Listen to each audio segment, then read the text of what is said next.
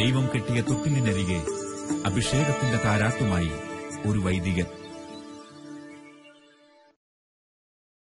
ഈശ്വരൻസിഹായിക്ക് സ്തുതിയായിരിക്കട്ടെ. അന്ധതയും ബധിരതയും ദൈവദാനങ്ങളാണ് എന്ന് പറഞ്ഞു പോകാൻ തക്ക വിധം ധാർമ്മികമായും ആധ്യാത്മികമായും അധപ്പതിച്ചുകൊണ്ടിരിക്കുന്ന ഒരു ലോകത്തിലാണ് നാം ജീവിക്കുന്നത്. ഈ അധപ്പതനത്തിന്റെ കാരണം, ഇതിന്റെ ഉത്തരവാദികൾ എന്താണ്, ആരാണ്? നമുക്ക് വഴിയെ കാണാം. എന്റെ കയ്യിൽ ഇരിക്കുന്നത് ഇന്ത്യൻ എക്സ്പ്രസിന്റെ 2005 മെയ് 10 ഹെൽത്ത് മാഗസിനാണ്. അതിലൊരു ലേഖനമുണ്ട്, DHA, the mantra for smart families. ഇതെഴുതിയിരിക്കുന്നത് ഡൽഹിയിലെ AIIMS ഡിപ്പാർട്ട്മെന്റ് ഓഫ് പീഡിയാട്രിക്സിന്റെ മുൻ അധിപതിയായിരുന്നു. അവരിതിനകത്ത് പറയുന്നത്, ഒരു മനുഷ്യക്കുഞ്ഞിന്റെ തലച്ചോറിന്റെ വികാസം 3 അവർ തിരിച്ചിരിക്കുകയാണ്. അമ്മയുടെ ഉദരത്തിൽ 70% വളരും. മുല കുടിക്കുന്ന ആദ്യത്തെ വർഷം 15% വളരും. പ്രീ സ്കൂൾ സ്റ്റേജ് അഥവാ ആദ്യ വർഷങ്ങൾ 10% കൂടി വളരും. അങ്ങനെ 95% കുഞ്ഞിന്റെ തലച്ചോറ് വളർന്നു കഴിഞ്ഞിരിക്കും അതിന്റെ ആദ്യ വർഷങ്ങൾ.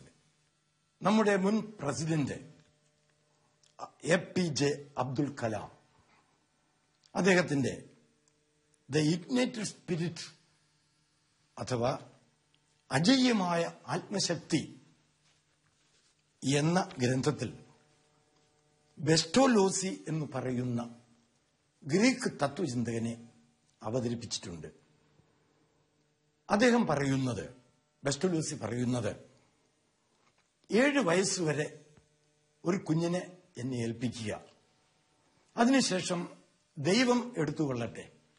ഒരു നന്മയും നട്ടുവളർത്താൻ ദൈവത്തെ കൊണ്ടാവില്ല. പിശാചെടുത്താലോ ഒരു തിന്മയും നട്ടുവളർത്താൻ അവനെ കൊണ്ടും സാധിക്കുകയില്ല. ഇതുപോലെയുള്ള വെല്ലുവിളികൾ നടത്തിയ തത്വചിന്തകന്മാരെയും മനഃശാസ്ത്രജ്ഞന്മാരെയും നമുക്ക് ധാരാളം കാണുവാൻ സാധിക്കും. ജോൺ ഡിവോഡ്സൺ എന്ന് പറയുന്ന മനഃശാസ്ത്രജ്ഞൻ സമാനമായ ഒരു വെല്ലുവിളി നടത്തിയിട്ടുണ്ട്. 7 വയസ്സുവരെ ഒരു കുഞ്ഞിനെ എന്നെ ഏൽപ്പിക്കുക, ആ കുഞ്ഞിനെ ആരാക്കണമെന്ന് നിങ്ങൾ ആവശ്യപ്പെട്ടാലും അതാക്കി നിങ്ങൾക്ക് ഞാൻ തിരിച്ചു തരാം. ഈ വെല്ലുവിളികളോട് ആരും വാള് കോർത്തിട്ടില്ല. കാരണം ചെന്നാ വളർത്തിയ കുട്ടികൾ, കരടി വളർത്തിയ കുട്ടികൾ, ഇതൊക്കെ പുരാണ കഥാപാത്രങ്ങളല്ല, ചരിത്രത്തിന്റെ ഭാഗമാണ്. ഈ കൂട്ടത്തിൽ മറ്റൊരു മനഃശാസ്ത്രജ്ഞനെ കൂടി ഞാൻ ഉദ്ധരിക്കുകയാണ്. ഒരു കത്തോലിക്ക പുരോഹിതനായിരുന്ന ഇഗ്നസ് ലെപ്പ്. അദ്ദേഹം പറഞ്ഞു, what ever a man eventually will be in terms of his psychological life, he already is by the end of the first years of his life. ഒരു കുഞ്ഞിന്റെ ആദ്യ വർഷങ്ങൾ കഴിയുമ്പോഴേക്ക് ആ കുഞ്ഞ് ഭാവിയിൽ ആരായിത്തീരും എന്ന് പ്രവചിക്കാൻ സാധിക്കും. അതാണ് അദ്ദേഹത്തിന്റെ ശക്തമായ ബോധ്യം. 3 ഘട്ടങ്ങളെക്കുറിച്ച് പറഞ്ഞു തലച്ചോറിന്റെ വളർച്ചയുടെ. അതിൽ ഉദരഘട്ടം അത് അതീവ പ്രാധാന്യമർഹിക്കുന്ന ഘട്ടമാണ്. ഒരു കുഞ്ഞ് ജനിച്ചു കഴിയുമ്പോൾ ആ കുഞ്ഞിനെ 6 മാരകമായ രോഗങ്ങളിൽ നിന്ന് രക്ഷിക്കുവാൻ വേണ്ടി പ്രതിരോധ കുത്തിവയ്പ്പുകൾ കൊടുക്കുന്നുണ്ട്. പോളിയോയ്ക്ക് തുള്ളിമരുന്ന് നൽകുന്നുണ്ട്. പോളിയോ നിർമ്മാർജ്ജനത്തിൽ ഭാരതം WHO-യുടെയും വേൾഡ് ബാങ്കിന്റെയും ഒക്കെ പ്രശംസ പിടിച്ചു പറ്റിയിട്ടുണ്ട്. എന്നാൽ ഒരു കുഞ്ഞ് ഉദരത്തിൽ ആയിരിക്കുമ്പോൾ ആ കുഞ്ഞിനെ മതത്തിന്റെ ഭാഷയിൽ പറഞ്ഞാൽ പാപം അഥവാ ദൈവത്തിന് നിരക്കാത്തത്, ശാസ്ത്രത്തിന്റെ ഭാഷയിൽ പറഞ്ഞാൽ നിഷേധാത്മകമായ വികാരങ്ങൾ, കോപം, ഭയം, ദുഃഖം, അവയും അവയുടെ സന്തതികളും ബാധിക്കാതെ അധികമാരും ശ്രദ്ധിക്കുന്നില്ല. സത്യം പറഞ്ഞാൽ ഇന്ന് തിന്മ ക്രമാതീതമായി പടരാൻ പ്രധാനപ്പെട്ട കാരണം ഈ അശ്രദ്ധയാണ്. ഉദരത്തിൽ കുഞ്ഞിനെ വഹിക്കുന്ന ഒരമ്മ കോപിക്കുമ്പോൾ, ഒരു ഉദാഹരണം, അവൾ കോപത്തിന്റെ തൈ കുഞ്ഞിന്റെ തലയിൽ നടുകയാണ്. ഒരു നടിയിൽ നടക്കുമ്പോൾ ഒരു പറിച്ചേറും നടക്കും. നന്മ നടുമ്പോൾ തിന്മ, തിന്മ നടുമ്പോൾ നന്മ, കോപം നടുമ്പോൾ ക്ഷമാശീലം ആ കുഞ്ഞിൽ നിന്ന് പറിച്ചെറിയുകയാണ്. നടിയിൽ അരിത്മാറ്റിക്കലാണെന്നും പറിച്ചേർ ജിയോമെട്രിക്കലാണെന്നുമാണ് ശാസ്ത്രമതം. അരിത്മാറ്റിക്കൽ എന്ന് പറഞ്ഞാൽ 1, 2, 3. ജിയോമെട്രിക്കൽ എന്ന് പറഞ്ഞാൽ 1, 4, 16, 256. ഈ വിധത്തിലാണ് പറിച്ചേർ നടക്കുന്നത്. ഞാൻ നിരവധി അമ്മമാരോട് ചോദിച്ചിട്ടുണ്ട്, നിങ്ങൾ ഒരു കുഞ്ഞിനെ അല്ല കുഞ്ഞുങ്ങളെ ഉദരത്തിൽ സംവഹിച്ചപ്പോൾ നിങ്ങളിൽ എത്ര പേര് ആത്മാർത്ഥമായി ശ്രമിച്ചിട്ടുണ്ട് ആ കുഞ്ഞിനെ പാപം ബാധിക്കാതെ ഇരിക്കാൻ? ഒരു പുഞ്ചിരി മാത്രമാണ് എനിക്ക് കിട്ടിയിരിക്കുന്ന ഉത്തരം. അതിൽ നിന്ന് ഞാൻ മനസ്സിലാക്കുന്നത്, പട്ടിയും പൂച്ചയും ഒക്കെ കുഞ്ഞിനെ ആക്രമിക്കാതെ അമ്മമാര് ശ്രദ്ധിക്കുന്നുണ്ട്. സാത്താൻ കടിച്ചു കീറാതെ അമ്മമാര് ശ്രദ്ധിക്കുന്നുണ്ടോ ഇല്ലെന്നാണ് എന്റെ വിശ്വാസം. ഇവിടെ അരബിന്ദോ എന്ന് പറയുന്ന തത്വശാസ്ത്രജ്ഞൻ പറഞ്ഞത് പ്രത്യേകം ശ്രദ്ധാർഹമാണ്. അദ്ദേഹം പറഞ്ഞു, ഒരു കുഞ്ഞിന്റെ ഉദരത്തിലെ രൂപവത്കരണം അമ്മയുടെ ബോധപൂർവകമായ സൃഷ്ടിയായിരിക്കണം. ഒരു മൃഗത്തിനൊരു കുഞ്ഞ് ഉള്ളിലുണ്ടെങ്കിൽ ആ മൃഗം അറിയുന്നില്ല. ഒരു മനുഷ്യ അമ്മ അങ്ങനെ ആയാൽ പോരാ. 24 മണിക്കൂറും ഓരോ സെക്കൻഡും കുഞ്ഞെന്നുള്ള ചിന്തയുണ്ടാവണം. എന്തിനാണ്? കുഞ്ഞിനെ പ്രതികൂലമായി ബാധിക്കുന്നതൊന്നും കുഞ്ഞിൽ കടക്കാതിരിക്കാൻ. അതുപോലെ കുഞ്ഞിനാവശ്യമായവ അവസരോചിതമായി കൊടുക്കാൻ. യെർമിയാസ് പ്രവാചകന്റെ പുസ്തകം 1-ാം അധ്യായത്തിൽ പ്രവാചകൻ തന്നെ വിളിച്ചത് എന്തിനാണെന്ന് പറയുന്നുണ്ട്. ഒന്ന് പറിച്ചെറിയാനാണ്. എന്താണ് പറിച്ചെറിയേണ്ടതെന്ന് വ്യക്തമാണ്. ഇവിടെ ആരാണ് പറിച്ചെറിയേണ്ടതെന്നും വ്യക്തമാണെന്ന് ഞാൻ കരുതുന്നു. കുഞ്ഞിനെ ഉദരത്തിൽ വഹിക്കുന്ന അമ്മ തന്റെ കഴിവനുസരിച്ച് തന്നിൽ കടന്നുകൂടിയിട്ടുള്ള ദൈവത്തിന് നിരക്കാത്തതെല്ലാം പറിച്ചു കളയാൻ ആത്മാർത്ഥമായ ശ്രമം നടത്തണം. അതിനാണ് കത്തോലിക്ക ഗർഭിണികളോട് അടുക്കൽ കുമ്പസാരിച്ച് കുർബാന സ്വീകരിക്കണം എന്ന് സഭ പ്രത്യേകം ചട്ടം കെട്ടുന്നത്. മൂന്നാമതൊരു കാര്യം കൂടിയുണ്ട്. പ്രവാചകനെ ദൈവം വിളിച്ചത് നട്ടുവളർത്താനും കൂടിയാണ്. സഭാപ്രസംഗത്തിന്റെ പുസ്തകം 3-ാം അധ്യായം തുടങ്ങുന്നത് തന്നെ ഒരു വലിയ സത്യം പറഞ്ഞുകൊണ്ടാണ്. സൂര്യന് കീഴിൽ സമസ്ത കാര്യങ്ങൾക്കും ഒരു സമയമുണ്ട്. മലയാളത്തിലൊരു ചൊല്ലുണ്ട്, വൈകി വരുന്ന വിവേകത്തിന്റെ ഫലം കണ്ണുനീരാണ് എന്ന്. പരീക്ഷാ ഹാളിൽ ഇരിക്കുമ്പോൾ കുഞ്ഞ് ഉത്തരമോർത്തില്ല. പേപ്പർ കൊടുത്ത് മണിയടിച്ച് പുറത്തിറങ്ങിക്കഴിഞ്ഞപ്പോൾ ഉത്തരമോർത്തു. കരയാൻ മാത്രമേ കുഞ്ഞിന് നിർവാഹമുള്ളൂ. എല്ലാറ്റിനും ഒരു സമയമുണ്ട്. ഇംഗ്ലീഷിലൊരു ചൊല്ലുണ്ടല്ലോ, strike when the iron is hot. ഇരുമ്പ് തീക്കട്ട പോലെ പഴുത്തിരിക്കുമ്പോൾ അടിക്കണം. അപ്പോൾ കൊല്ലന്റെ ഭാവനയിൽ കാണുന്ന രൂപമാണ് ഇരുമ്പിൻ്റെത്. ഇരുമ്പ് തണുത്തു കഴിഞ്ഞാലോ കൊല്ലന്റെ വേലയൊന്നും ഇരുമ്പിന്റെ അടുത്ത് ചെലവാവുകയില്ല. പഴുത്ത ഇരുമ്പും കൊല്ലനും തമ്മിലുള്ള അതേ ബന്ധമാണ് ഉദരത്തിലെ കുഞ്ഞും അമ്മയും തമ്മിലുള്ളത്. കുഞ്ഞ് ഉദരത്തിലായിരിക്കുമ്പോൾ കുഞ്ഞിന് ഏത് രൂപവും കൊടുക്കാൻ ശാരീരികമായി, മാനസികമായി, കായികമായി, കലാപരമായി, ബുദ്ധിപരമായി, ധാർമ്മികമായി, ആധ്യാത്മികമായി ഏത് രൂപവും കൊടുക്കാൻ ഒരു അമ്മയ്ക്ക് സാധിക്കും. അമ്മ തീവ്രമായി ആഗ്രഹിച്ച് നിശ്ചയദാർഢ്യത്തോടെ പരിശ്രമിച്ചാൽ അത് സംഭവിക്കുക തന്നെ ചെയ്യും. ഈ അവസരത്തിൽ ഒരു മനഃശാസ്ത്ര തത്വം കൂടി ഞാൻ അവതരിപ്പിക്കുകയാണ്. ഒരു ലക്ഷ്യം വെച്ചുകൊണ്ടുള്ള മനസ്സിന്റെ ധ്യാനം മാത്രം കൊണ്ട് ആ ലക്ഷ്യം കൈവരിക്കാൻ സാധിക്കും. ആധുനിക മനഃശാസ്ത്രത്തിലെ ഒരു പുതിയ സിദ്ധാന്തമാണ്. ഒരു അമ്മയെ സംബന്ധിച്ചിടത്തോളം അമ്മ മനസ്സ് വെച്ചാൽ അമ്മയ്ക്കിത് നിഷ്പ്രയാസം യാഥാർത്ഥ്യമാക്കുവാൻ സാധിക്കും. സ്ഥാലീപുലാക ന്യായപ്രകാരം അല്ലെങ്കിൽ ഒരു പരിച്ഛേദം എന്ന നിലയ്ക്ക് ഞാൻ ഒരു ഉദാഹരണം അവതരിപ്പിക്കുകയാണ്. ഒരു ഗർഭിണി ആത്മാർത്ഥമായി ആഗ്രഹിക്കുന്നു തന്റെ ഉദരത്തിലെ കുഞ്ഞ് സത്യസന്ധതയുള്ള ഒരു കുഞ്ഞാകണമെന്ന്. ഉദരത്തിലെ കുഞ്ഞിന് സത്യസന്ധത കൊടുക്കാൻ അവൾക്ക് എങ്ങനെ സാധിക്കും?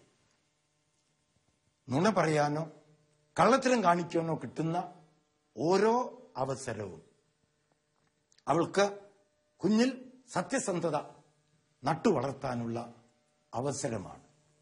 നുണ പറയാനൊരു അവസരമുണ്ടാകുമ്പോൾ അവൾ ചിന്തിക്കണം, ഞാൻ നുണ പറഞ്ഞാൽ എന്ത് സംഭവിക്കും? നണയുടെ തൈ നടും. അതേസമയം 4 ഇരട്ടി സത്യസന്ധത കുഞ്ഞിൽ നിന്ന് എടുത്തു കളയും. ഈ കുഞ്ഞ് അതിനൊരു ഭാവിയുണ്ട്.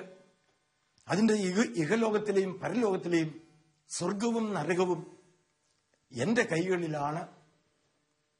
കുഞ്ഞിന് സ്വയം ഒന്നും ചെയ്യുവാൻ സാധിക്കുകയില്ല. ഞാൻ ഇട്ടുകൊടുക്കുന്ന അടിത്തറയിലാണ് കുഞ്ഞ് ജീവിതം പണിയുവാൻ പോകുന്നത്.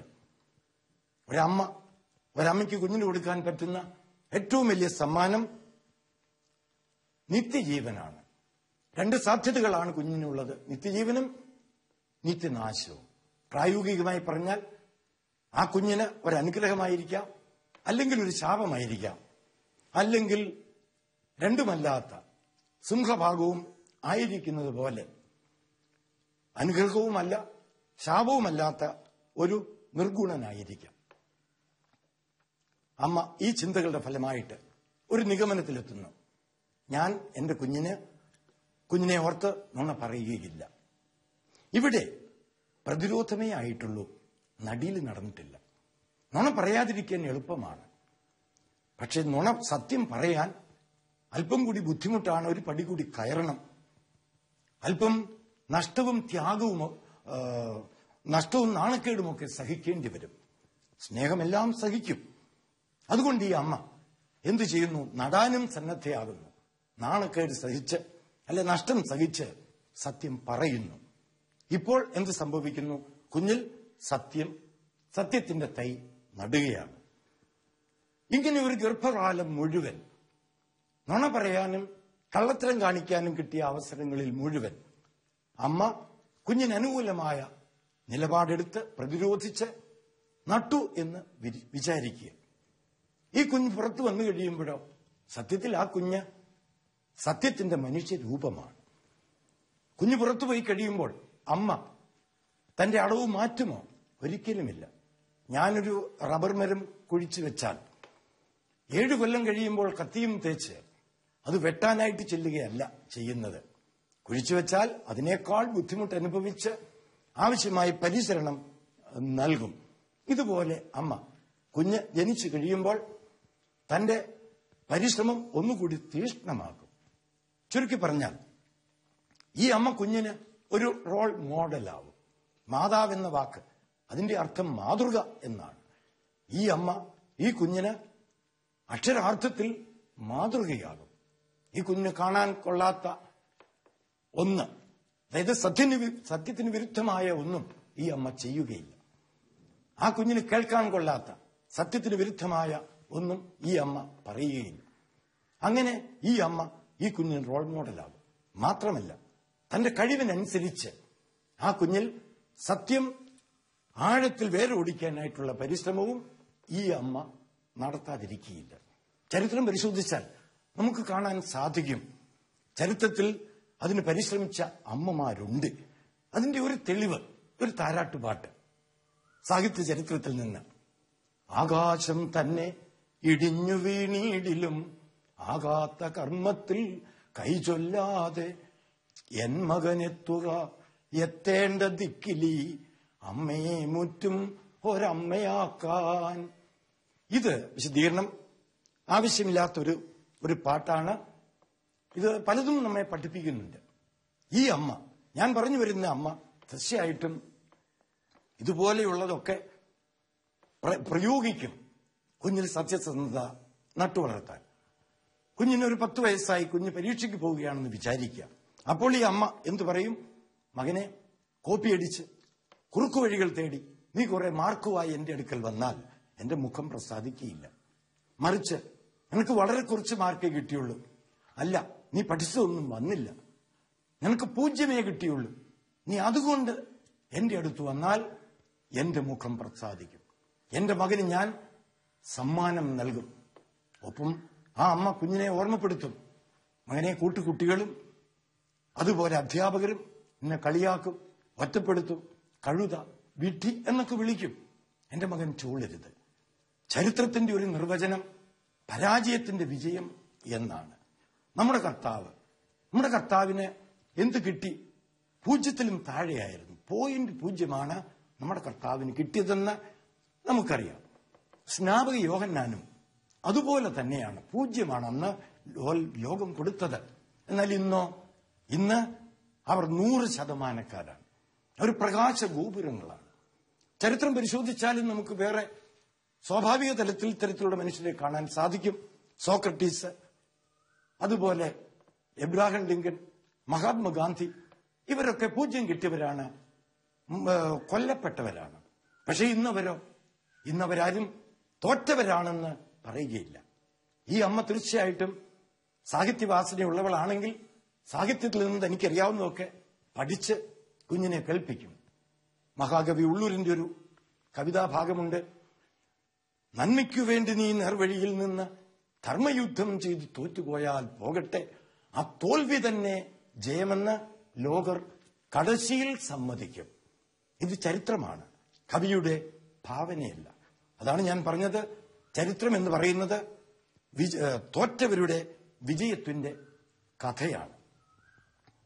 ഇങ്ങനെ ഒരമ്മ ആത്മാർത്ഥമായ ഒരു പരിശ്രമം നടത്തിയാൽ തീർച്ചയായിട്ടും ഏത് മൂല്യം, സത്യം ഒരു ഉദാഹരണം മാത്രം, ഏത് മൂല്യം ഒരു കുഞ്ഞിന് കൊടുക്കണമെന്ന് അമ്മ വിചാരിച്ചാലും കുഞ്ഞിന് കൊടുക്കാൻ അമ്മയ്ക്ക് സാധിക്കും. ഈ അവസരത്തിൽ നമുക്ക് ചരിത്രവും പിന്തുണ നൽകുന്നുണ്ട്. പുരാതന ഗ്രീസിനെ കുറിച്ച് പറയപ്പെടുന്നത്, അവിടെ മഹാന്മാരുടെ ഒരു നീണ്ട നിര കാണുവാൻ സാധിക്കും. അവരുടെ ഈ മഹാന്മാരുടെയൊക്കെ ജന്മത്തിന്റെ അല്ലെങ്കിൽ മഹത്വത്തിന്റെ കാരണമായിട്ട് ഇന്ന് പറയപ്പെടുന്ന ഒന്നുണ്ട്. പുരാതന ഗ്രീസിൽ ഒരു പെൺകുട്ടി ഗർഭിണിയായാൽ അവളെ താമസിപ്പിച്ചിരുന്നത് പ്രത്യേകം മുറികളിലാണ്.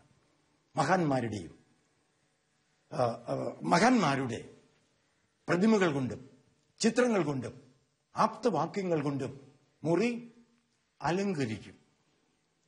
അതുപോലെ അവളെ ഭീകര വാർത്തകൾ കേൾപ്പിച്ചിരുന്നില്ല. അതുപോലെ തന്നെ ഭീകര ദൃശ്യങ്ങളും അവളെ കാണിച്ചിരുന്നില്ല. ഈ ആചാരത്തിന്റെ അർത്ഥം എന്താണെന്ന് നമുക്ക് ഏകദേശം ഊഹിക്കാൻ സാധിക്കും. ചരിത്രമാണ് ഏറ്റവും വലിയ പാഠം. ചരിത്രം തന്നെ തെളിയിച്ചു ഈ വിധത്തിലൊക്കെ പരിശ്രമിച്ചാൽ വലിയ നേട്ടങ്ങൾ കൊയ്യാമെന്ന്. ഇന്ന് സഭ വളരെയേറെ പരിശ്രമങ്ങൾ നടത്തുന്നുണ്ട്. അതിലൊന്ന് വിശ്വാസ പരിശീലനമാണ്. അത് വളരെ എഫിഷ്യന്റ് ആണ്. പക്ഷെ അത്ര ഇഫക്റ്റീവ് ആണോ എന്നെനിക്കൊരു സംശയമുണ്ട്. ഏതായാലും അതുപോലെ ഒന്നാണ് വിശ്വാസോത്സവം. ഈ വിശ്വാസോത്സവം നടക്കുമ്പോൾ ഈ എളിയവന്റെ മനസ്സിൽ ഒരാശയം ഉണ്ടായിട്ടുണ്ട്. ദൈവമേ, ഇന്ന് വിശ്വാസോത്സവത്തിൽ പങ്കെടുക്കുന്ന ഈ കുഞ്ഞുങ്ങൾ അമ്മമാരുടെ ഉദരത്തിലായിരുന്നപ്പോൾ ഇവരുടെ അമ്മമാർക്ക് ഈ വിശ്വാസോത്സവം കൊടുത്തായിരുന്നെങ്കിൽ എത്ര നന്നായിരുന്നു എന്ന്. പിതാവിന്റെയും പുത്രന്റെയും പരിശുദ്ധാത്മാവിന്റെയും നാമത്തിൽ ആമേൻ.